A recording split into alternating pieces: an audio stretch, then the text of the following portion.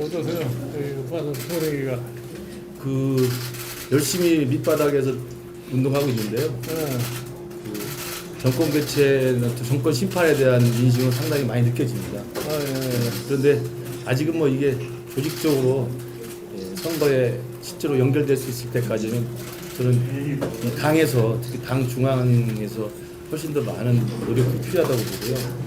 그러면서 저는 우리 김종인 대표님이 좀 선대위원장으로 오셔서 확실하게 당의 지지도를 좀 올려주시고 지역에서 열심히 뛰고 있는 여기 지역 후보들이 실제로 분산되어 있는 정권 심판의 어떤 이 표심을 하나로 결집시킬 수 있는 역할을 해주실 거라고 믿습니다.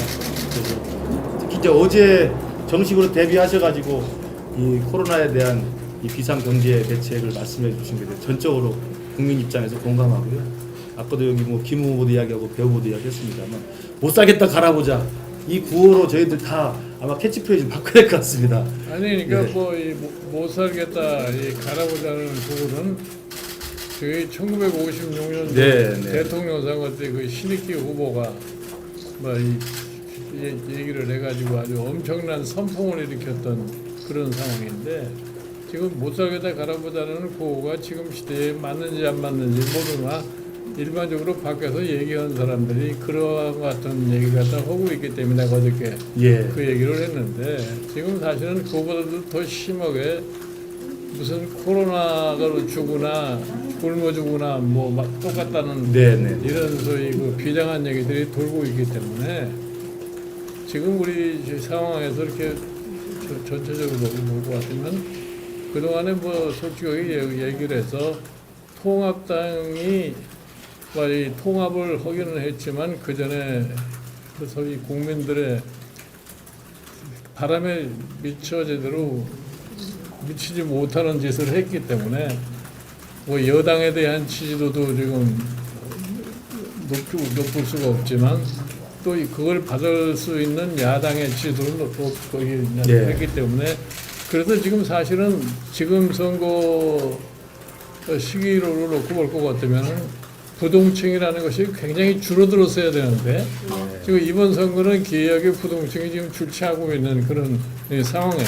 그러나 제가 보기에 이 정당들이 여구 야구 국민들에게 소위 마음에 와 닿지 않기 때문에 그런 현상이 있다고 생각하나 본질적으로는 지난 3년 동안에 이 문재인 정부의 실정에 대한 평가가 아마 가장 중요한 역할로 작용할 거라고 봐요. 뭐 흔히 사람들이 최근에 이 코로나 사태로 인해서 선거의 모든 이슈가 묻혀버리지 않았느냐 이렇게 생각. 그런데 한국 국민들의 유권자들의 수준을 그렇게 낮게 평가하면 안 돼요. 우리 국민들은 아마 내가 보기에는 더군다나 최근에 와가지고 뭐 지식 정보화 사회라고 하는 것을 강조하는 이런 시대이기 때문에 우리나라 유권자들의 소위 수준이나 그 유권자들이 가지고 있는 정보의 양을 놓고 봤을 적에 판단의 능력은 무엇보다는 투철하다고 생각합니다. 그래서 그동안에 사실은 뭐 국민들의 실생활과 가장 연결이 되어 있는 경제 소위 실적을 보고 같으면 경제 실적이 별로 나타나는 게 없어요. 지금 보면은 뭐 초기에 뭐 일자리를 창출하는 정부다 해가지고서 뭐 일자리 상황판을 갖다가 청와대 대통령 지문실에 거둬놨다가 한 이틀 동안은 써먹는 것 같이 보이더니 지금은 흔적을 감출 정도로 없어져 버렸다고요. 그리고 결국은 뭐 소득주도 성장이라는 소위 교과서도 없는 말을 써가지고서 결국은 소득을 주도라는 게 정부의 재정을 갖다가 좀 놀아주는 그런 정도의 정책을 하고 결국 가서 성장은 전혀 가져오지 못한 그런 상황이란 말이에요. 그래서 지난 국민 이 정부의 경제 정책을 놓고 보면은 거기에서 가장 피해를 많이 본 소위 경제 주체가 소상공인 자영업자 이런 사람들이에요. 근데 이런 사람들이 그 지난 3년 동안도 어렵게 소위 견뎌왔는데 최근에 코로나 사태로 인해 가지고서 뭐 음식점도 가보면 텅 비어 있고 가게도 다 비어 있고 건물도 비어 있고 하는 이러한 경제 상황을 맞이하게 됐기 때문에 뭐 지금은 그렇다고 치고 만약에 이런 코로나 사태가 지나가서 경제를 이제 새로 일으킬 적에 과연 이 사람들이 지난 3년 동안에 소위 경제의 치적을 놓고 봤을 적에 경제를 정상화시킬 수 있는 능력을 가지고 있겠는가 하는 거기에 대한 염려도 대단히 크다고 생각을 해요. 네. 그래서 이런저런 거를 종합을 거 같으면은 기본적으로 유권자들의 지금 생각은 야 이번 4월 15일에 이것에 대한 정확한 판단을 해야 되겠다는 것이 대부분의 생각이 아닌가 생각을 합니다. 그래서 저는 사실 이 서울의 유권자들의 성향, 서울의 소위 투표 성향에다가 선거 결과를 갖다가 내가 1950년 내가 나이 12살 때 그래 초등학교 올라간 지 딱 5학년 됐을 때인데 예. 그때부터 내가 유세장을 돌아다닌 사람인데 그래 지금까지 서울 시내 선거에서 대략 제가 예측을 하면 그대로 다 됐어요. 그래서 내가 보면은 지금 참 여기서 지역에서 열심히 뛰고 계시지만 지금 나머지 2주 동안에 우리 김근식 후보께서 만날 수 있는 사람의 숫자가 몇 명이나 된다고 보세요? 10,000명이 안 될 것 같습니다. 나는 10,000명이 아니라 2,000명을 만나기 힘들 거예요. 어? 그리고 각 지역에 보면은 그저 그냥 낮에 돌아다니는 사람이 딱 정해져 있어요. 예. 그 사람들 이외에는 만날 수가 없는 거예요. 그러니까 예. 새벽에 일어나서 직장에 가고 늦게 퇴근해서 집에 돌아오는 사람들은 동네에서 일어나는 상황에 대해서 전혀 알지를 못해요. 예. 결국 가서 이 최종적인 결심은 어디서 하느냐. 중앙에서 형성되는 여론, 네. 이 정부에 대한 평가가 되게 어떻게 내리고 있느냐. 이것이 아마 결정적인 역할을 하더라고 보기 때문에 그런 점을 참 좋을 것 같으면은 내가 보기에 이 정권이 이번 선거에서 자기네들이 얘기하는 목적은 절대 달성하지 못할 거예요. 예, 그러니 상대적으로 야당이 우세할 수밖에 없는 선거가 되지 않겠느냐 하는 것이 내 생각입니다. 예. 네. 아주 뭐 큰 힘이 됩니다.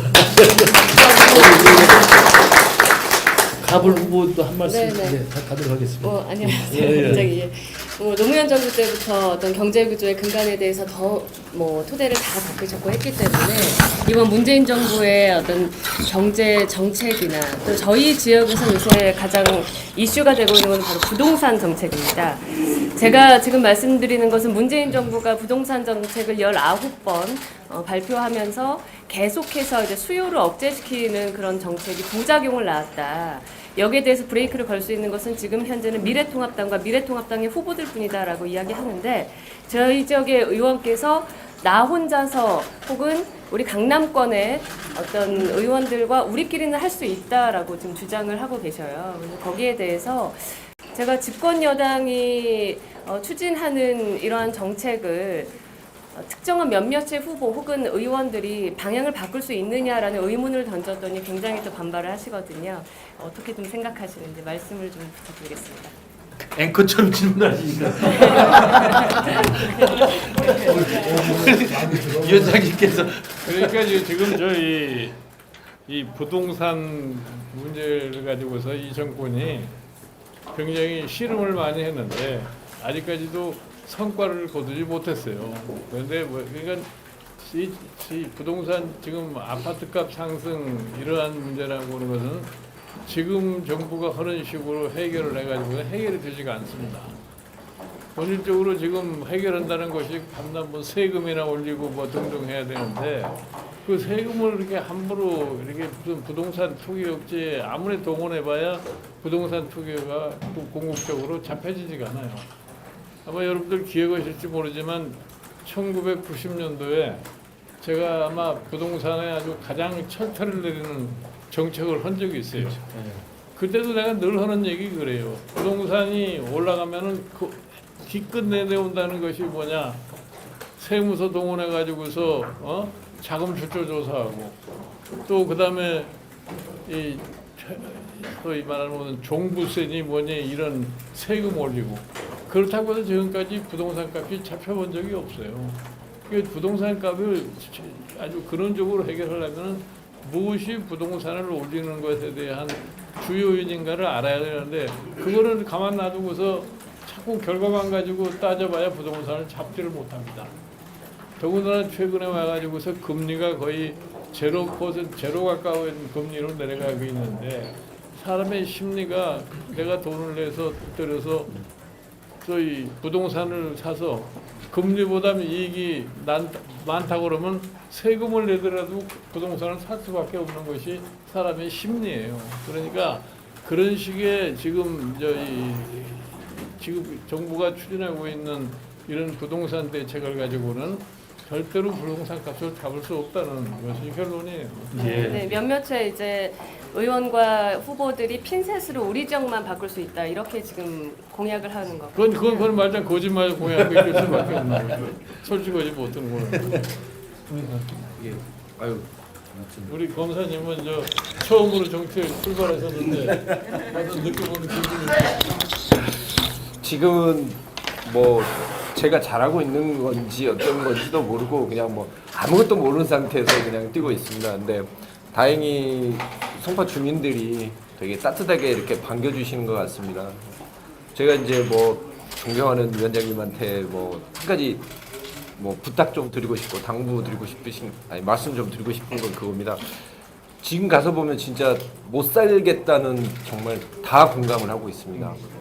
근데 갈아보자 했을 때 우리로 바뀌면 우리가 바꿀 수 있다라는 확신을 과연 지금 국민들한테 드리고 있느냐 부분이 어려운 부분 같은데 그 확신을 꼭 좀 심어주시면 열심히 뛰겠습니다. 그런 확신을 갖다가 불러넣기 위해서 지금의 경제 상황을 극복하는 것도 아주 중요하고 지금 경제 상황 때문에 어려움을 겪고 있는 국민들을 어떻게 구제를 할 거냐 하는 것도 중요하지만 이 사태를 지나고 난 다음에 그러면 이 정지 상태에 있었던 경제를 다시 정상적으로 이끄는 능력을 어떻게 과시하느냐 하는 그거를 갖다 만들기 위해서 지금 선대위원회 이제 급조회를 해서 비상경제 대책위원회를 만들어서 내가 오늘 점심 때 같이 점심을 먹으면서 주제를 갖고 왔는데 그래서 그 이후에 어떠한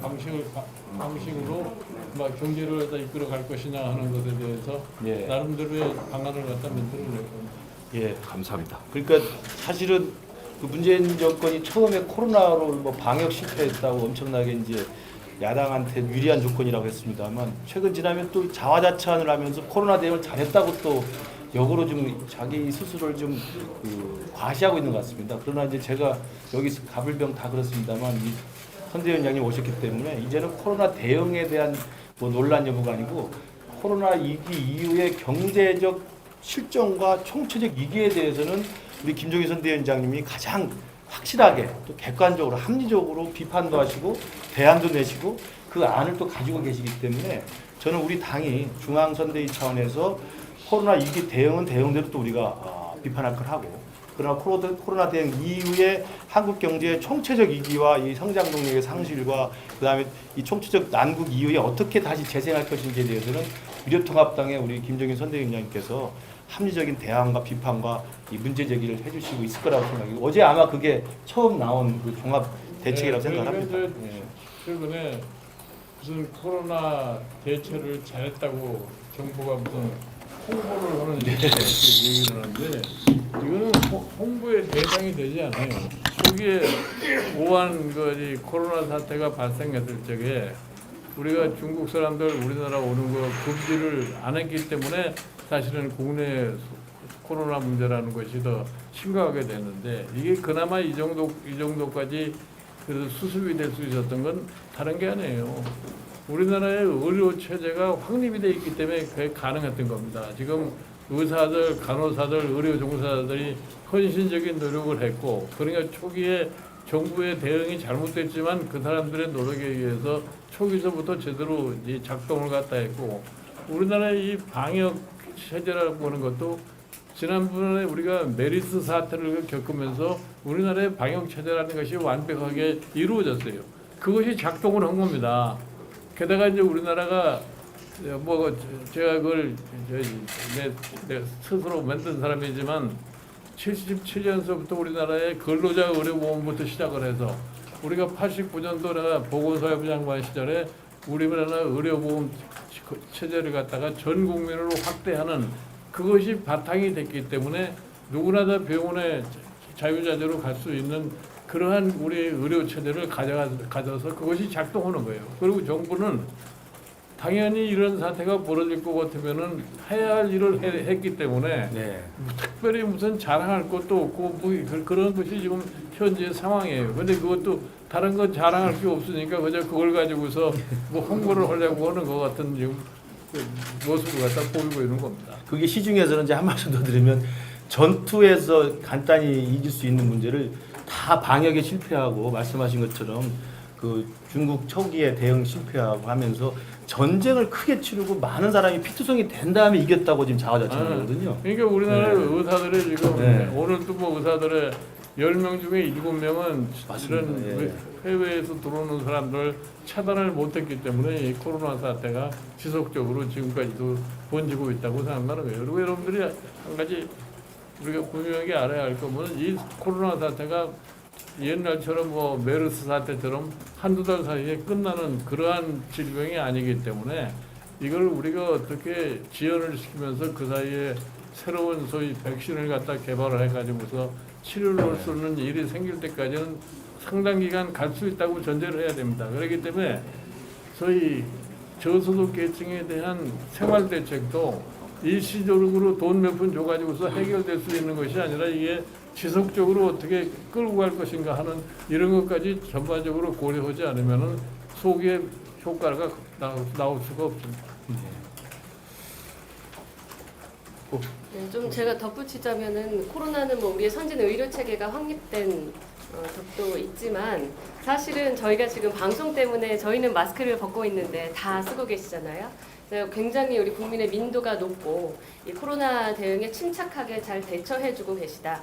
그래서 의료진의 노력과 헌신 그리고 국민들의 현명한 대처 때문에 지금 그나마 이 정도의 봉합을 하고 있는 것 같다라는 생각이 듭니다. 그러면 세 분이서 열심히 하셔야죠. 아무튼 감사합니다. 오늘 송파 화이팅으로 하겠습니다. 하나, 둘, 셋, 송파! 송파 화이팅!